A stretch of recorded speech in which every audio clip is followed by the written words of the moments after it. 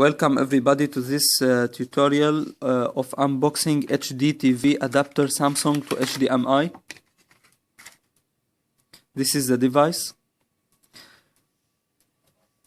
Connect this device to HDMI port. This HDMI should be in return connected to the TV, and connect the side of this device to any electric source by any electric Samsung charger.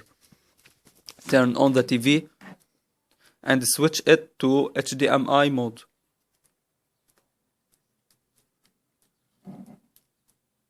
HDMI. Okay, check the sound settings in the phone. This is Samsung S4.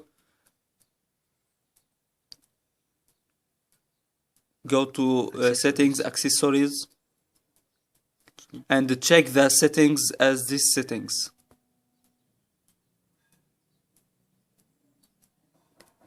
Go back and connect it to the device. Not all the Samsung versions are compatible. Some of them are compatible and some are not. Here is the phone on screen. Let's try any sound source. It's okay, it's working. This is the device. It is very good device.